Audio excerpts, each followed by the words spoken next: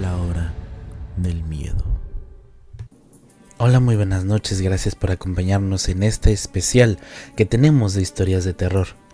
31 días de Halloween. Esperando que estas historias de terror sigan acompañándolos de aquí hasta el Halloween. Y esta vez les traeremos unas historias que tienen que ver con algo que podríamos tener todos en cualquier día. Nuestro teléfono. O peor aún, una llamada al 911 que podría tornarse en un tono perturbador. Ya lo saben, sigan con nosotros, preparen sus palomitas, acomódense, porque no importa la hora que marque tu reloj, estás escuchando La Hora del Miedo.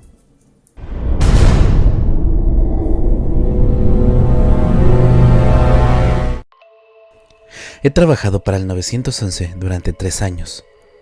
No sé cómo mi vida me llevó finalmente a trabajar en este campo, pero de alguna manera sucedió. Como probablemente puedes imaginar, no es el mejor trabajo que puedes tener. La verdad, el pago no es nada bueno y definitivamente no vale la pena la montaña rusa emocional que conlleva. No puedo decirte cuántas noches he pasado sin dormir por lo que escucho por la otra línea. La mayoría de mis llamadas no son tan malas, en su mayoría disputas domésticas, menores e informes de robo a mano armada. Pero en raras ocasiones, uno puede recibir llamadas inquietantes describiendo la escena de un crimen o algo por el estilo. Las llamadas son de niños también, que fueron algunas de las peores. Pero hay una llamada que ocurrió apenas unas semanas. Yo vivo en una ciudad bastante pequeña, por lo que la delincuencia no es el mayor problema, pero supongo que esto, cada vez que yo recibo una llamada sobre un asesinato o un crimen espantoso, me siento peor emocionalmente. Todas las llamadas me llegan, pero no tanto como las graves. No estoy diciendo solo que algunos son serios y otros no, pero entienden el punto. Hace unas noches recibí una llamada alrededor de las 11:30 de la noche. Normalmente no trabajo durante la noche, pero uno de mis compañeros de trabajo estaba enfermo, así que me ofrecí como voluntario para un turno doble, ya que mi jefe me pagaría horas extras si yo lo hacía. Estaba sentado en mi escritorio, soñando despierto con lo que sea, cuando recibo la llamada. Me preparo y respondo. Y esto fue lo que pasó. 911, ¿cuál es su emergencia? Dios, por favor, ayúdame, por favor, deténla. La persona que llamó gritando en el teléfono me tomó completamente desprevenido e inmediato me puse nervioso. La persona que llamó era un hombre, como pude ver por la profundidad de su voz. Ya sabía que esto no era una rutina e inmediatamente traté de calmarlo para poder averiguar de dónde estaba y enviar a la policía, bomberos o paramédicos a su ubicación. Señor, cálmese, necesito que me digan dónde está. Calle Yorker, 612, por favor envía a alguien, tengo un intruso y está tratando de matarme. La calle Yorker estaba cerca de las afueras de la ciudad, por lo que la policía tardaría al menos 10 minutos en llegar ahí. Tuve que obtener suficiente información de la persona que llamó para informar a los oficiales que viajaban sobre lo que atenderían, lo que tendrían que enfrentar si las cosas empeoraban. La policía está en camino, está herido.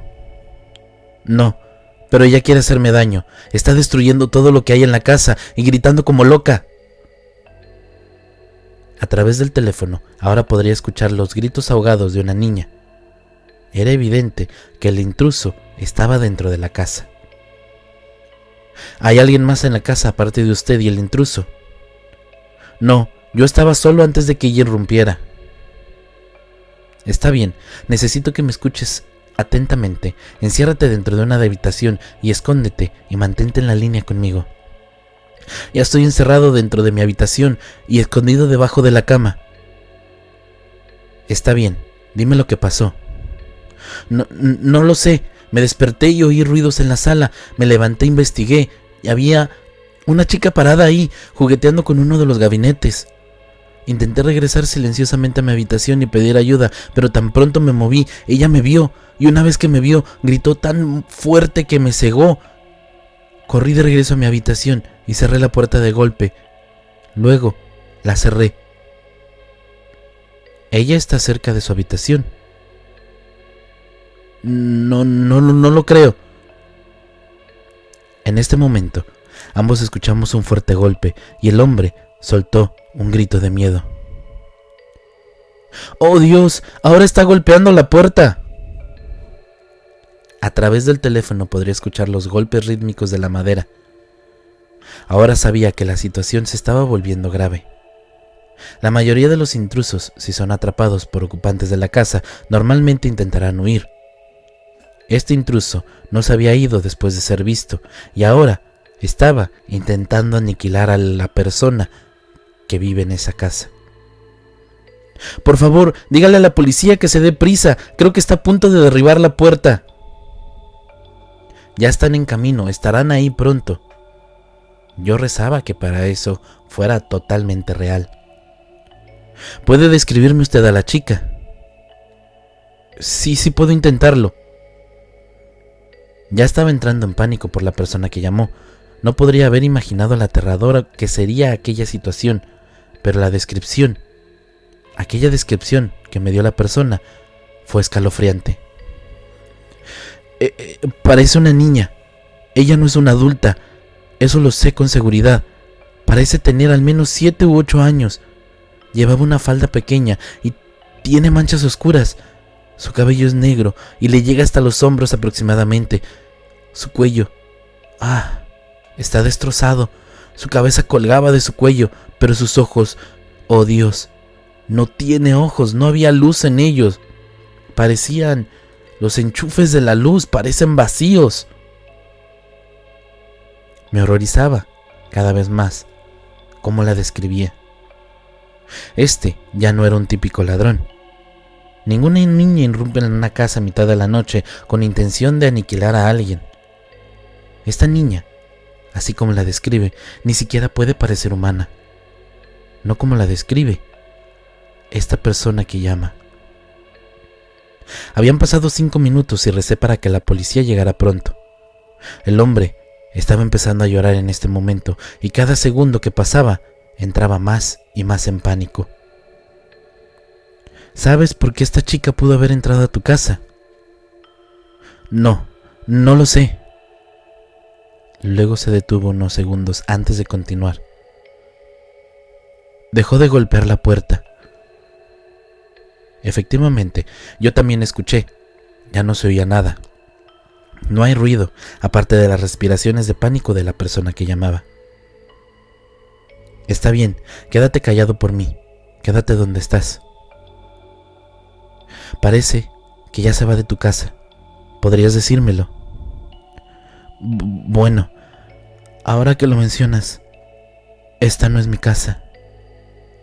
Espera, ¿perdón?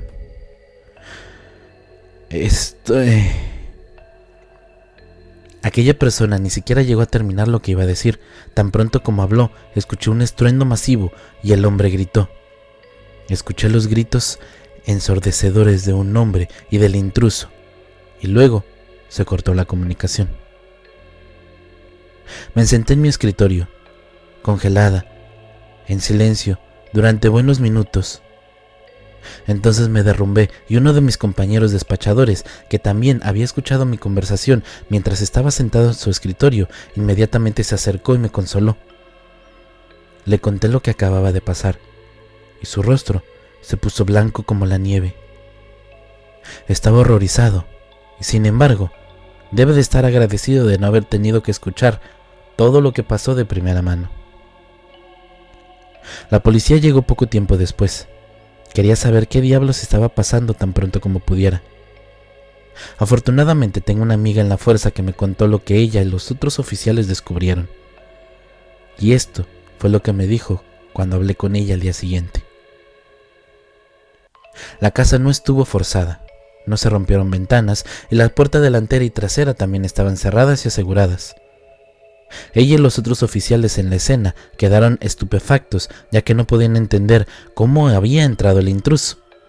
Esto significa que al intruso se le permitió entrar voluntariamente a la casa, lo cual la persona que llamó no me dijo. A lo que el intruso ya estaba en la casa cuando la persona que llamó regresó y ni siquiera era suya, lo que en este momento parecía ser lo más probable. Sin embargo, los policías finalmente pudieron abrir una ventana y entrar para comprobar cómo estaba la persona que llamaba. La casa era un desastre. Todo, desde marcos de los cuadros hasta los vasos e incluso el refrigerador. Todo quedó destrozado. Era como si un equipo de demolición hubiera disfrutado un día de campo dentro de aquella casa. La puerta de la habitación se salió de sus bisagras. La puerta estaba hecha a pedazos y había fragmentos de madera por todas partes. Si los policías no estaban ya asustados a estas alturas, apenas estaban empezando a estarlo. Mi amiga me dijo que en un apoyador no podía haber causado tanto daño a una puerta en un solo golpe, y mucho menos una niña pequeña. Ella ya estaba nerviosa, pero la situación empeoró muchísimo cuando finalmente encontraron a la persona que llamó. El hombre fue encontrado en el baño, conectado al dormitorio que se escondía. Era espantoso. Sangre estaba por todas partes. La mayor parte fluía de un enorme agujero en su región abdominal. Parte de ella, sin embargo, estaba en las paredes del dormitorio y el techo. También le faltaban los ojos. Mi amigo dijo que un par de agentes de policía se desmayaron o vomitaron por el shock después de ver aquella espantosa y atrocidad escena, lo que le había sucedido a aquel hombre. Ya estaba horrorizado por lo que había pasado, por lo que me estaban contando. El hombre había tenido una muerte muy violenta y el intruso todavía estaba allá afuera. Pero mi amiga me dijo algo que hizo que este caso fuera más escalofriante de lo que ya era. Mientras miraba alrededor de la casa, uno de los oficiales encontró una pared fuera de su lugar, cerca de la cocina. El muro parecía artificial.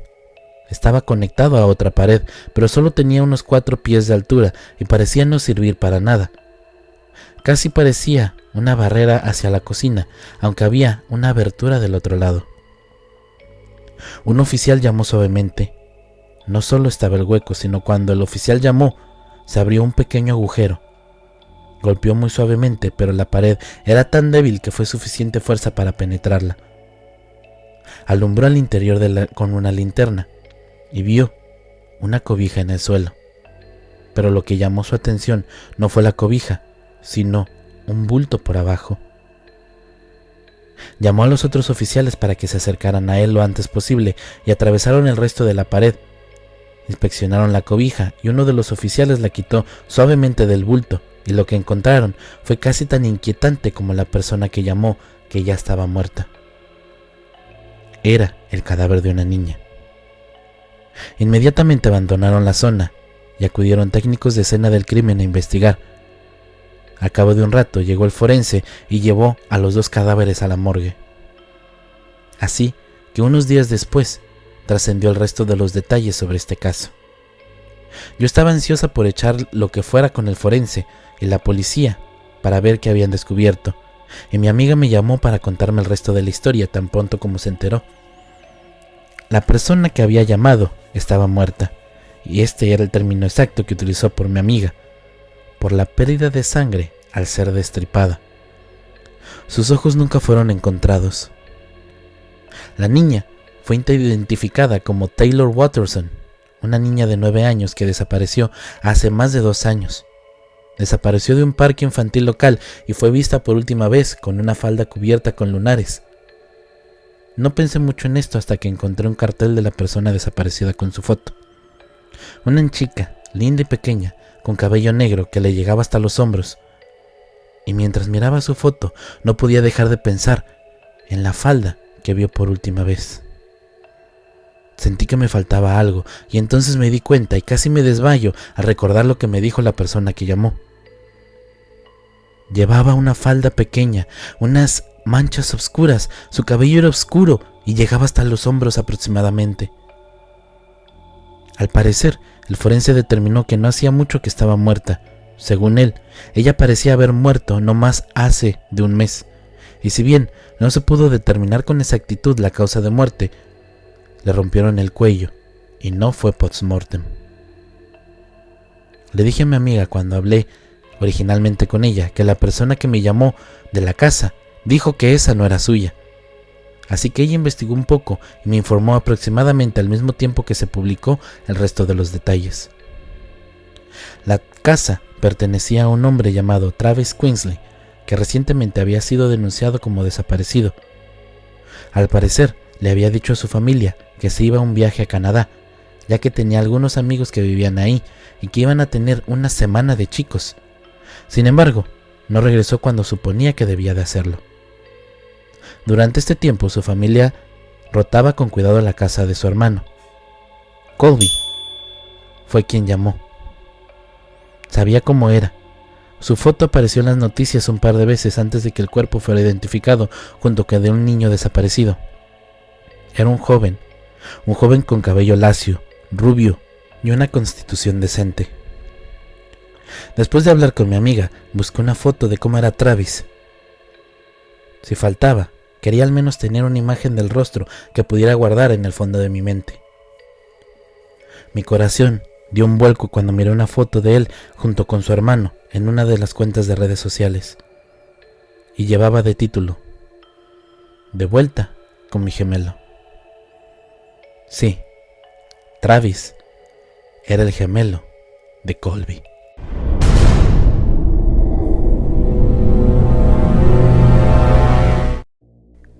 Siempre me he orgullecido de ser independiente. Me mudé a los 18 años. Aprendí los entresijos a la edad adulta antes que la mayoría de mis compañeros y nunca tuve miedo de estar solo. La soledad, de hecho, trajo una especie de melodía pacífica a mi vida, una sinfonía de marañas tranquilas, tomando café en solitario y el zumbido silencioso de mis propios pensamientos resonando en las habitaciones vacías de mi pequeño pero acogedor departamento.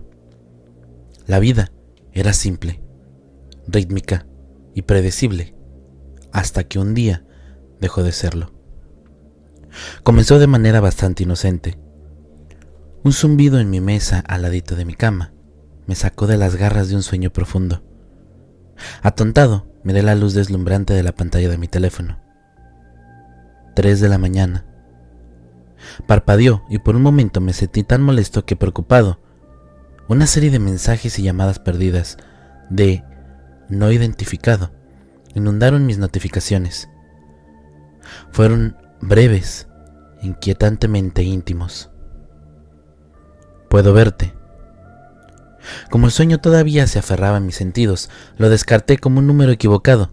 Silencié el teléfono y volví a hundirme en la oscuridad de mi sueño, donde el mensaje fue rápidamente olvidado. Los días transcurrieron como las páginas de un libro sin incidentes. El trabajo era la misma combinación de tareas tediosas y charlas ociosas. Sara, una colega, llenó de aire con historias de sus hijos y sus risas contrastaban marcadamente con el silencio que me esperaba en casa. Pero mi hogar, mi santuario, empezó a desmoronarse. Al principio fue sutil, el paso de la comunidad a la inquietud. Cada habitación, antes silenciosa, ahora resonaba con un tono siniestro de susurros inquietantes. Aquellas paredes que habían sido testigos de mis movimientos más privados parecían cerrarse sobre mí, cargadas de un secreto y silencioso amenazador. Una noche, una semana después del primer mensaje, volvieron los zumbidos. Esta vez, el intruso invisible entretejó narraciones detalladas de mis rituales nocturnos en los mensajes. Cada acción, cada movimiento dentro de mi casa fue observado, registrado y transmitido a mí con un escalofriante detalle. Me gusta cómo tarareas cuando cocinas. Cada mensaje era una siniestra sinfonía de invasión, convertido mi refugio seguro en un escenario embrujado donde era yo tanto el intérprete como el público, representando una escalofriante danza de terror y pavor. Empecé a sentir los ojos sobre mí. Una sensación de cosquilleo bailó sobre mi piel, dibujando frías líneas de terror con cada inquietante paso por mi apartamento. Las noches ya no eran silenciosas, estaban llenas de ecos, de pasos invisibles, la siniestra armonía de inquietantes susurros y la caricia fantasmal de una presencia invisible. El aislamiento se convirtió cada vez en mi prisión y mi refugio. Los amigos, preocupados por mi retirada, se encontraban con el silencio. ¿Cómo puedo explicarle a ellos las cadenas invisibles que me atan a esta danza escalofriante, a un público cautivo de mi propio espectáculo inquietante? Sara persiste en su preocupación.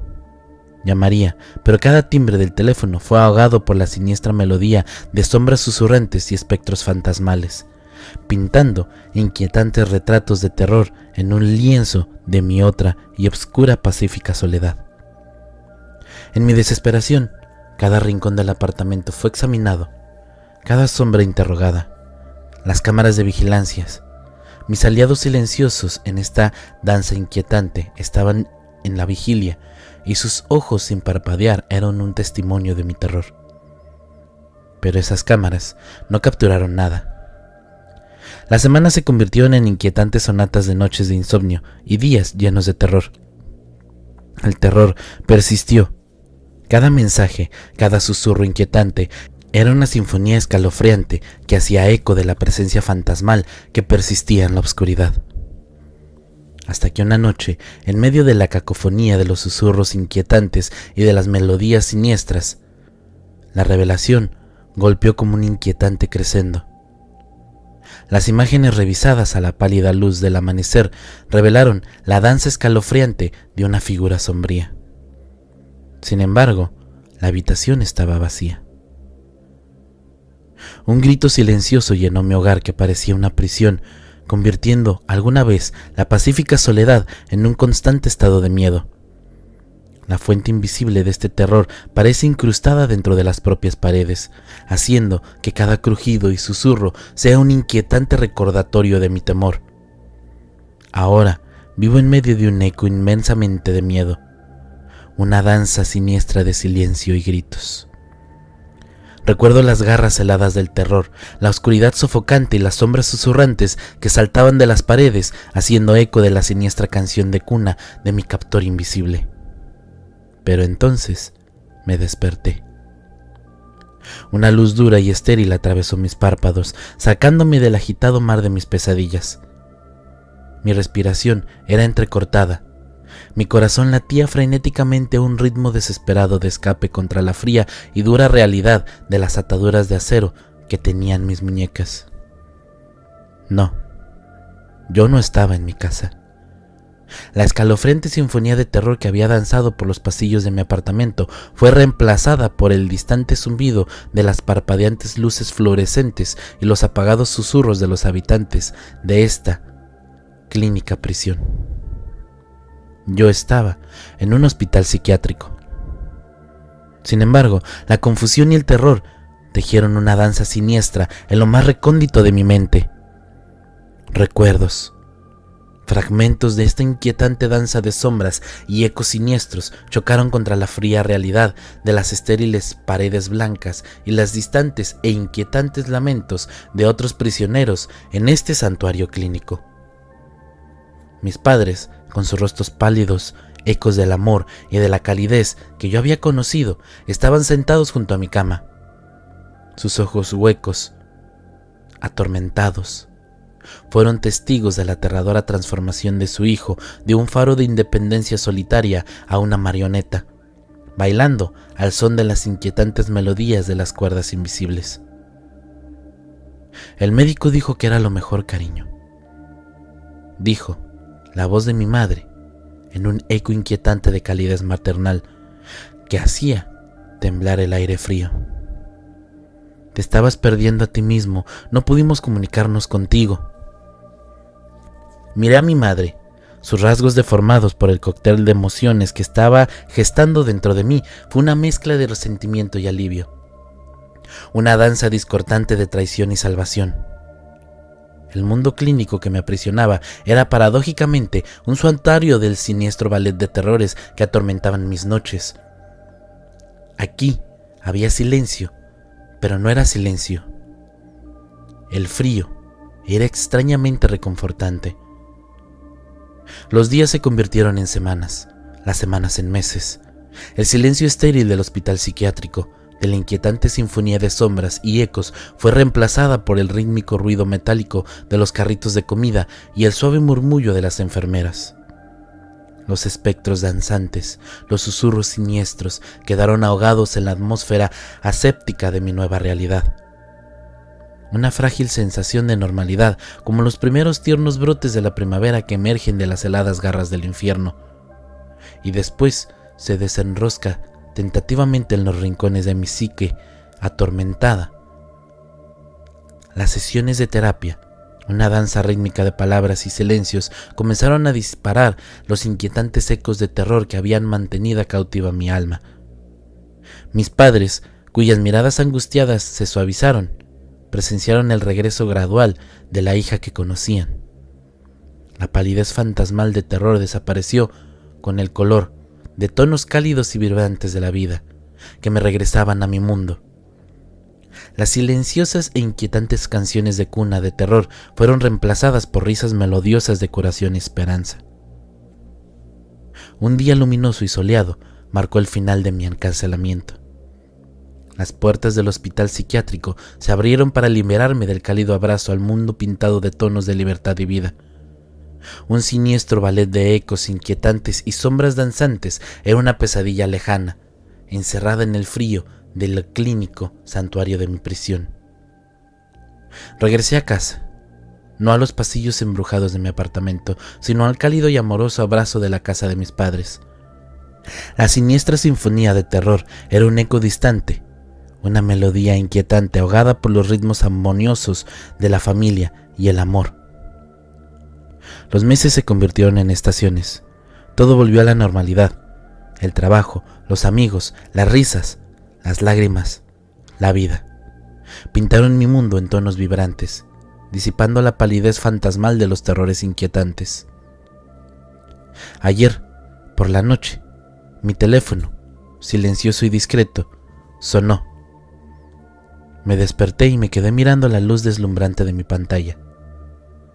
3 de la mañana. Parpadeó hacia mí un eco fantasmal de noches inquietantes y ballets siniestros. La cámara de seguridad que colgué en mi habitación comenzó a girar lentamente hacia mí. Un mensaje breve e inquietante, muy íntimo, susurró el escalofriante regreso de la siniestra sinfonía de terror. Te extrañé.